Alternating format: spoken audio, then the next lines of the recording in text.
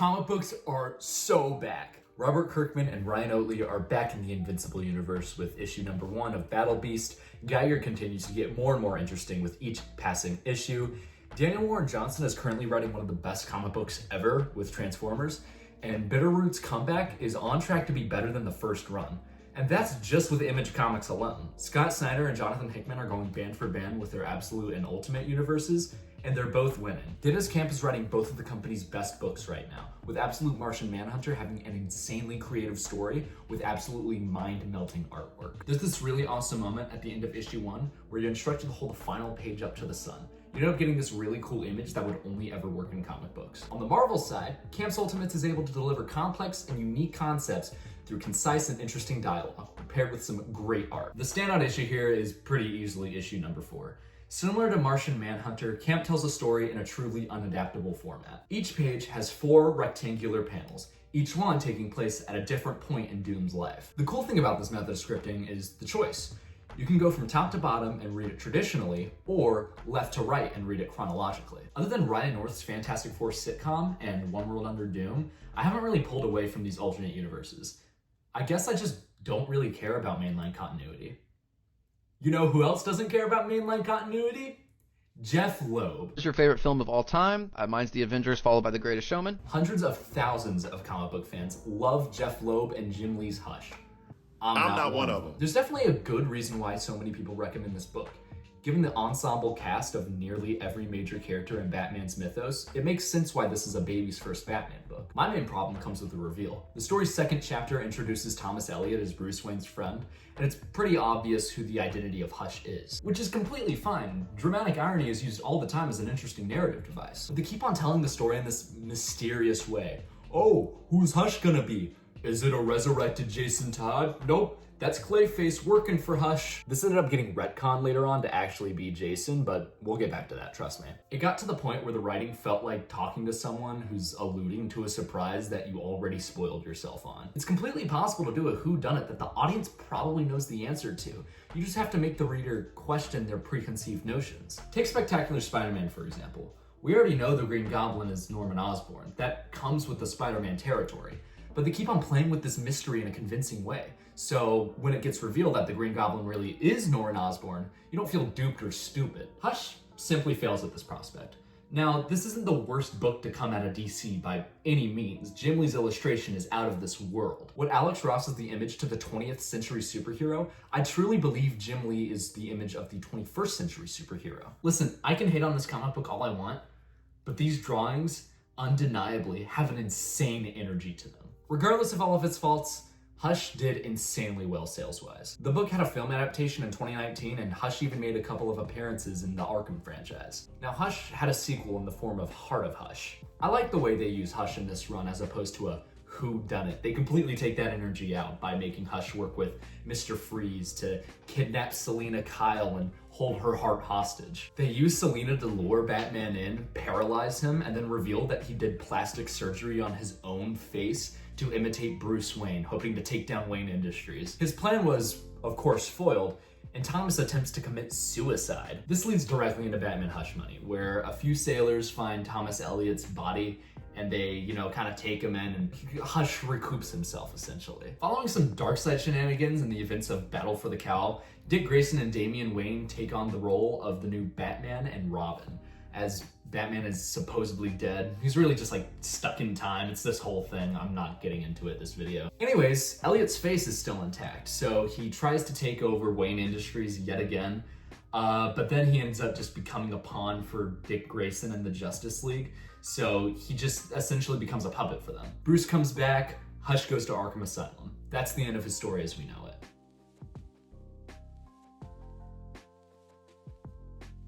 But in October of 2024 at New York Comic Con, DC announces Jeph Loeb and Jim Lee are back, and they're working on a sequel to Hush.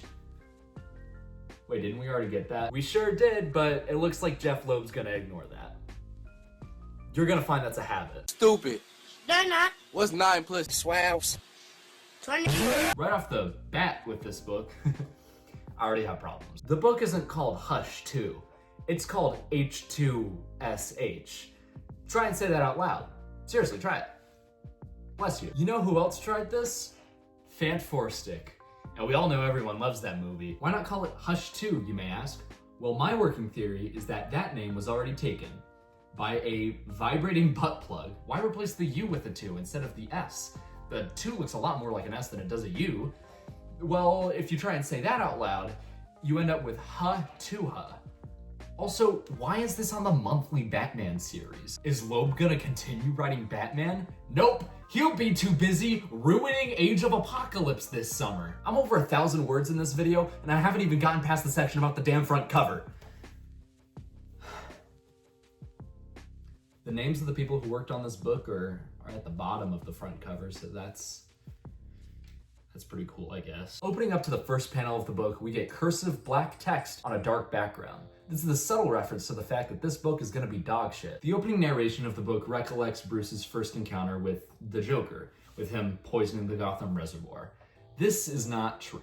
Now, retcons and continuity changes happen all the time, and I'm actually perfectly fine with them. But the main problem with this is, again, this is the main Batman series. The things that are happening in this book must coincide with what's going on in the outside DC universe. That's what makes all of this work. The current first meeting between the Batman and the Joker occurs in Tom King's 2023 run of Brave and the Bold. Now, I don't really like recommending Tom King books, especially after reading Identity Crisis and his current Wonder Woman run. That's real bad. Regardless, Brave and the Bold is the best Joker story I have read in years. So if you want to get more into Joker, I'd recommend that book. Coming back to Hush 2, Batman's narration continues as he beats up Joker's henchmen for trying to dump Jokerized piranhas into the Gotham Reservoir, you know, classic Joker stuff. And Batman's suspicious. He's like, oh, this isn't like Joker. He wouldn't repeat old jokes. Yep, Joker would never, ever, ever do the same thing multiple times.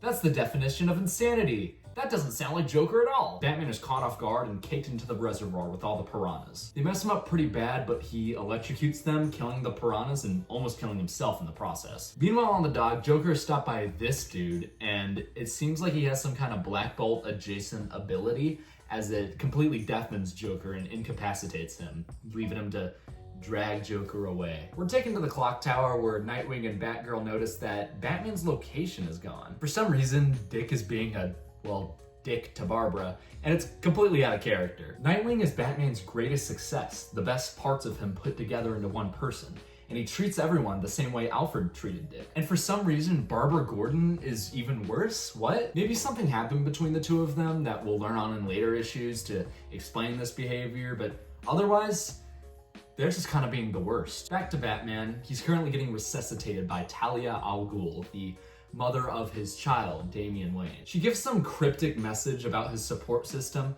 hits this completely unnecessary pose, and then dips. We cut back to Joker, and he's currently getting tortured by Hush, who starts monologuing. Now, I'll give credit where credit is due. This scene's pretty gnarly. He throws surgical tools while the Joker's pinned up on this carnival sickish thing, and he nicks some of his arteries, causing like internal bleeding. It's really gross, but it's honestly a pretty cool concept. We cut back to the Batcave where Bruce has put on a older bat suit from the Batman Incorporated era.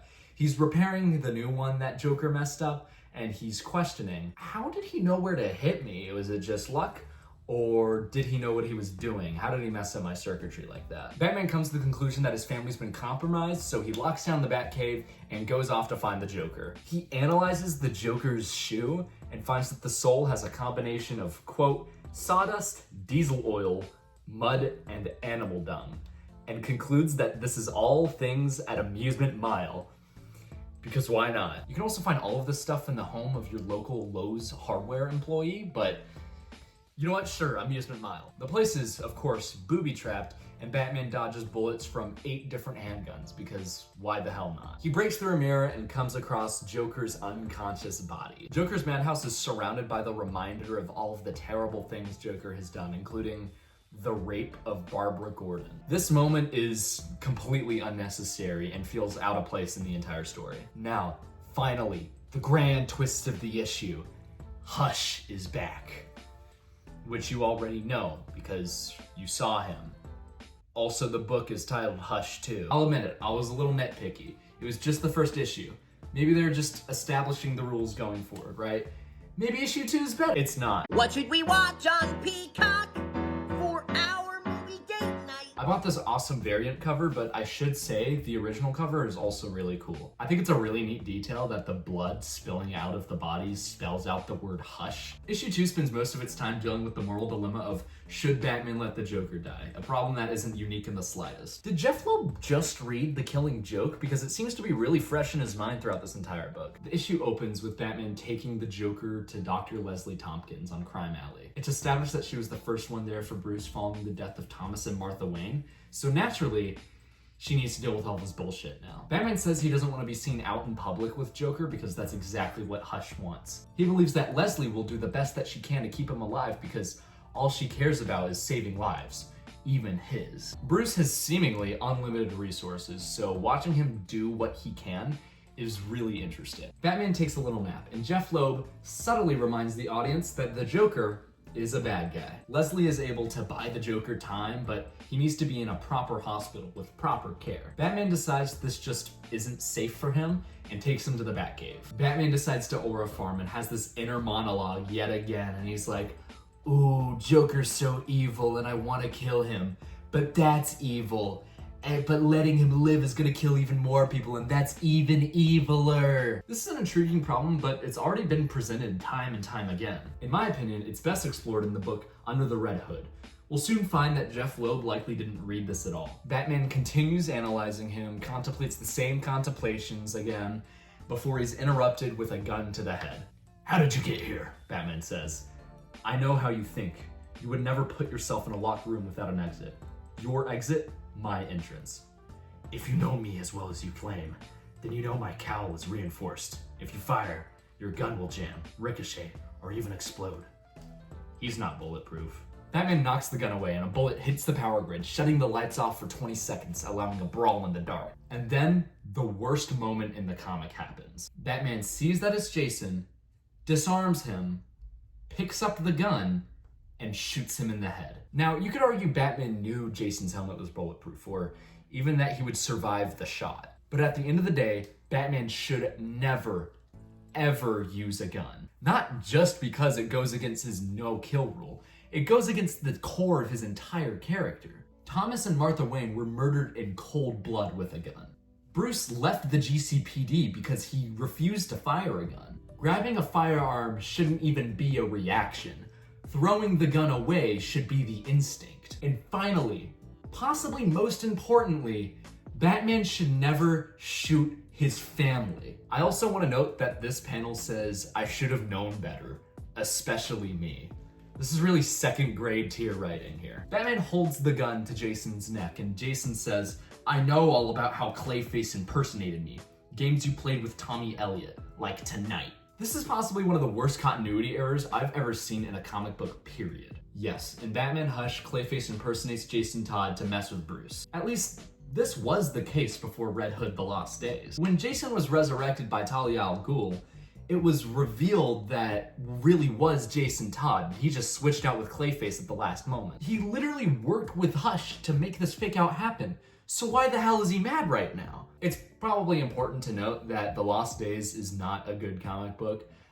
Talia al Ghul has a sexual relationship with Jason Todd, which is weird because she also has one with Bruce Wayne, like way before this, which is his dad. The only explanation here is that Jeph Loeb hasn't done his research on Jason Todd. Did he only read the Under the Red Hood footnotes? Because that explains why Jason's a villain here. Last I checked, Jason's just straight up a hero now. Did you read Red Hood and the Outlaws? Did you read Lazarus Planet? And then Batman says, you're not angry at the Joker. He was only the blunt instrument. Like the crowbar he hit you with. What the hell, Bruce? I'm not even gonna analyze the fact that this is all-star Batman and Robin levels of writing. And then they rehash the same problems of Batman Under the Red Hood before Jason knocks Bruce out. We cut to Barbara and Dick, and they're collaborating, talking about they don't know who to trust. They only have each other. And then they start talking to someone off panel. Why should we trust you? And then it's revealed at the end of the issue, they're working with the Riddler. Except that's not his design. Jim Lee introduces a new design for the Riddler. And he looks like this. I didn't even write anything. I didn't write any notes for this part. I was just like, It speaks for itself. The issue ends with Batman waking up from getting pistol whipped. The Batmobile's gone, and he remembers Jason said he was going to finish what he came here to do. It wasn't to kill the Joker. Jason is working with Hush. Listen, I'm not gonna be redundant here. You've heard all my tired takes. This video is already way too long. If the next issue isn't interesting, I'll probably drop the series and pick it back up whenever Matt Fraction comes on with the all-new blue Batman design. But until then, I am sick and tired of getting disappointed by Jeph Loeb. Hey, Lucas from the future here. I will say it got more interesting. I'm not sure I'm gonna use the word better though. Issue 160 reveals, yep, Bruce was right. They're working together. But it seems like Jeph Loeb thinks this is the first time they're working together. Again, still not the case. Apparently Jason's brain is deteriorating because of the explosion from when he died, and the Lazarus Pit didn't repair all of this.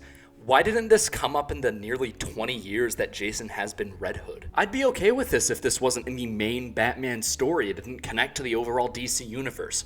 But it does. Not only that, this detail is unnecessary. The Lazarus Pit already makes people unstable. We spend 2 pages with Batman, nothing happens. We spend 2 pages with Jim Gordon, he gets blown up. We spend 2 pages with Batgirl, Nightwing, and Riddler, and then Batgirl has to leave, and we learn nothing still. And then we spend 3 pages with Batman. The reason I didn't care about the first issue is that barely anything happened. The reason I don't care about this issue is that too much is happening. There aren't any subplots. Everything's taking center stage, and it's overwhelming as hell. Batman has a lead with Hush. He left a scalpel, so he goes to where the scalpel was made, and there's a girl working for Hush. Go figure. I'm sorry, Bruce might just be stupid. Batman is essentially willingly walking into a trap for no reason but to move the plot forward. We cut back to Nightwing, who finds Jason. I have to admit, there's a pretty funny moment where Jason says, "Typical, you don't get it, Dick. Bruce shot at me with a gun." And Dick says, "What? I don't believe you." This is written as if it's some kind of wink wink nudge nudge to the audience, like, psh, isn't that crazy that happened? That's so out of character. It was last issue. While Jason and Dick are fighting, Jason says that Hush is going to save him, and that's why he's working with Hush. There's construction going on. Jason continues to say even more out of character stuff, but I'm honestly gonna start glossing over it. We cut back to Batman, who's fighting that Black Bolt guy, and of course he has some kind of fail-safe audio block. Whatever, man. Unfortunately, though, Batman does not have a failsafe for plot armor, so he gets beat up. But before Bruce really gets roughed up, Bane and Damian come in to save him. What? Listen, I understand the way the story works. We're gonna get an explanation for why he's teaming up with a bad guy. But out of all bad guys to team up with, Bane makes the least sense by far. My best guess is that Loeb just read that Damian and Bane have a rivalry. For those of you who don't know, Bane snapped Alfred's neck in front of Damian. Damian's characterization in the 2020s has essentially been anchored to this moment in City of Bane. For those of you that are keeping track at home, we are 0 for 3 in Robin adaptations in this story. Stephanie Brown, Tim Drake, if you can hear me, please save us. This man wrote The Long Halloween, Dark Victory, Daredevil Yellow, Spider-Man Blue. I know he's capable of more, but his Red Hulk run, Ultimatum, Hush, and now Hush 2, it's done irreversible damage to his career. I just can't keep buying books from him every month. If you made it this far into the video, thanks.